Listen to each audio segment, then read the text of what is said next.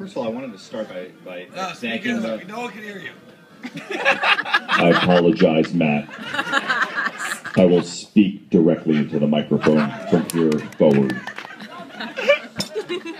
I wanted to start by thanking the Kunkles and Lurkines for having this incredible weekend, inviting us all here, applying us with all this booze. I actually intended on giving the speech off the cuff, but while everyone else was being so verbose, I drank a lot of wine. So I'm going to stick to the script.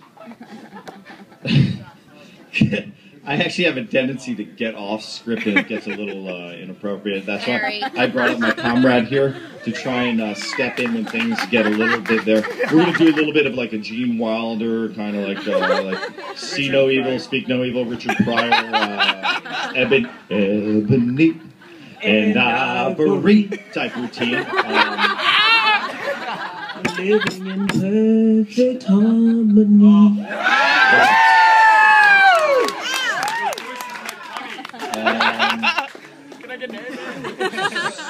So, I digress. Matt and Kate, I love you both very, very much. Congratulations. Your nuptials tomorrow will be amazing.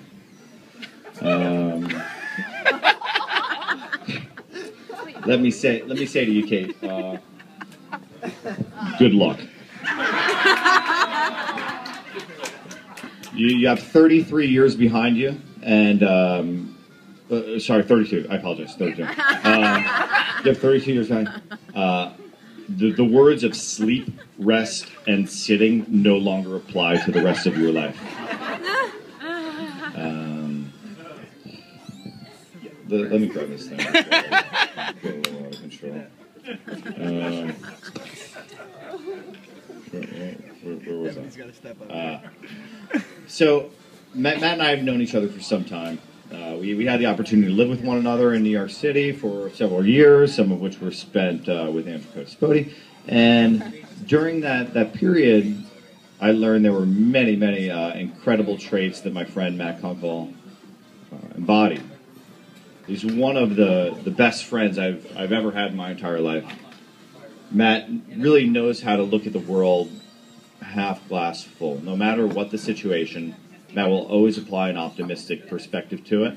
And he really has an ability to put a situation in perspective within a matter of seconds.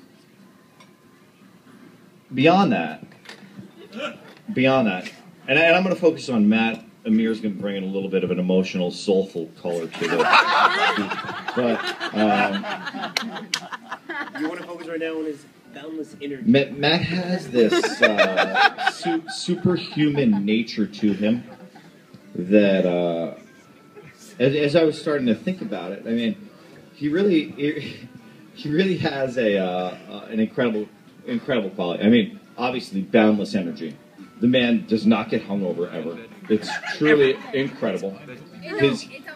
His sense of smell does not exist. Like, if it's a superhero quality, Matt's can't smell. So, if there was superhero distress in a really smelly situation, Matt is that superhero. They send him to handle it because he can't smell anything around him. His sense of pain is dull to the point of, I don't know if he feels anything anymore. Physically, not emotionally. Emotionally, he's a giant teddy bear in there. But I thought it, as I'm like going through these permutations in my head, I thought it only appropriate that Matt Kunkel really embodies all of the supernatural and metaphysical qualities that are Chuck Norris.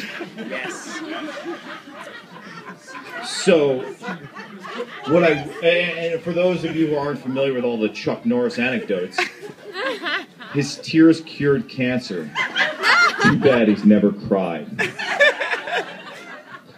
So on par with that would be that in a treadmill.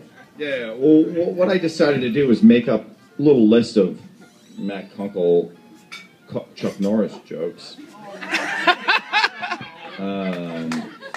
Which, hang on. We're going to go...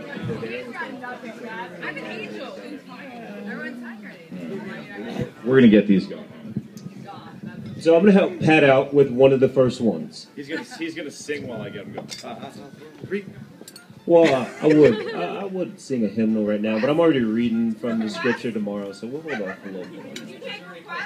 Okay, here we go. So let's start at the top. Kunkel once challenged the treadmill to a race of stamina. The treadmill politely declined.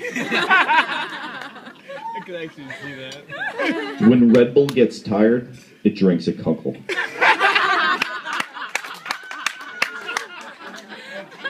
Kunkel once simultaneously ran a marathon while playing the song from Big on a giant piano. He won both. Think about it. Rumor has it, there was one time that Matt couldn't get up on the wakeboard. Rather than let go of the rope, he sunk the boat.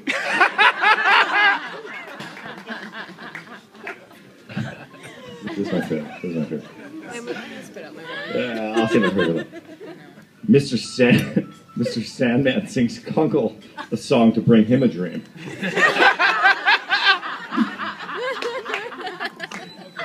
The movie The Running Man was initially titled Kunkel.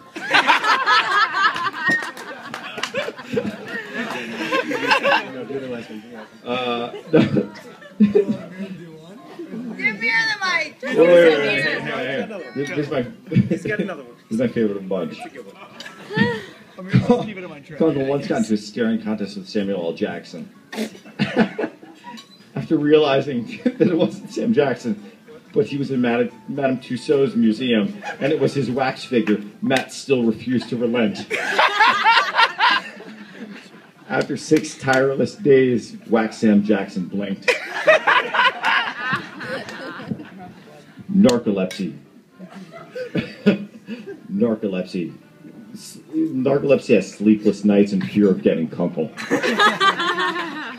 And now, the soulful musings of Amir Ingram. And as Pat, no. Those are amazing. And so as Pat so eloquently pointed out, Matt is almost superhuman to us. I mean, that's the way we view him because he's probably, in my mind, and I'm sure in Pat, the most unique friend that either of us have. I mean, I can sit here and say, Matt, I love you to death. Matt, you're one of our best friends. I mean, the greatest thing I think I can possibly say to you is you're absolutely one of my favorite people I've ever met in this world. I mean, there's my wife, obviously. God bless her soul. Every day I thank God for you. I don't know why you made that decision, but still, nonetheless. No, I mean, after my wife, honestly, you might be my favorite person in the world. And I think the same goes for Pat Clavin here. And so, obviously, when you have a friend that you look at as subhuman, superhero, you're only going to want him to be with someone who is just a rock star, just out of this world. And look across the table, and that's what we have here. And so it just blows my mind and just makes me so happy that this is the woman that he's going to marry. I remember, no. I mean, from the moment I first met you, I remember just being blown away. Like, where were you? She is. Gosh.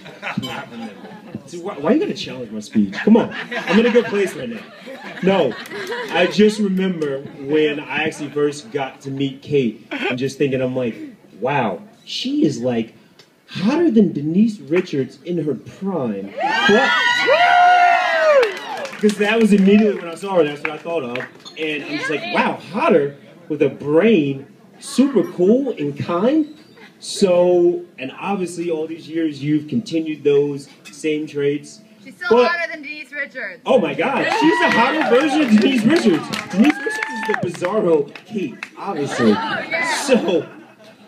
So over the years though, Kate, you've maintained all that. And I think there have been times when I thought my compliments about just how good looking you are or just how successful you are in such a cutthroat male-dominated industry, they bordered on perversion, maybe bordered on a little bit of male chauvinist kind of perspectives, And I'm like, asked my wife, is that okay? She's like, if it wasn't Kate, I would say you're an asshole, but she's freaking hot and she kills it in New York. So it's accepted, it's okay. But over these years, I've seen some other parts of Kate that I think are just phenomenal. I think, no, this is serious. This is serious. So I think when the one thing that I noticed was her trust in Matt. When Matt decided, I think the best move for me right now is to go to B school, she trusted in him to go to business school, no matter the expenditures and no matter, you know, what that sacrifice was going to be, him not working, and she trusted him. Now, I know a lot of you guys were thinking, trust? What was he going to say? Did she trust that one day maybe he'd marry her? No, I wasn't thinking that. No, I was not thinking that at all. That never crossed my mind. But she also had a lot of patience, because when Matt was in B school, he would come after class. He'd often go out with some of his friends from school and show up home a little late, and nonetheless wake Kate up almost every night, despite the fact that she had to get up in an hour, 2 hours to go to work. And so she was patient throughout, and also still patient over 8 years waiting for the ring. But we won't go there. That's not what this speech is about. It's not. We're not talking about that. No. And lastly, there's a lot of faith when Matt decided, you know what, I want to use my business school degree, my expertise, and things like that, and my entrepreneurial abilities to open a company. Faith. You had faith in him throughout. Just like you also had faith that one day we would be sitting here, finally getting ready for this effing wedding! Let's go! So, to you two, goes to you, and Pat is going to close it out. So, I want, all the joking aside, I want to close this on I actually wanted to find a Peter Griffin toast. I couldn't do it.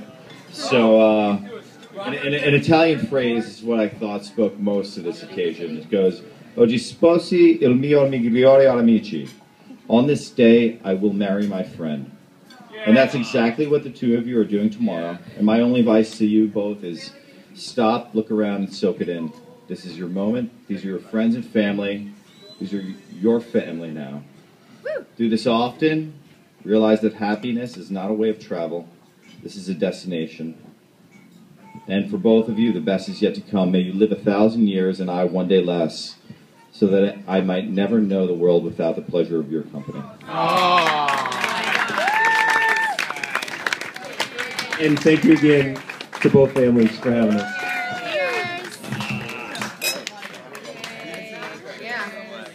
How is Amir not crying after that little ending?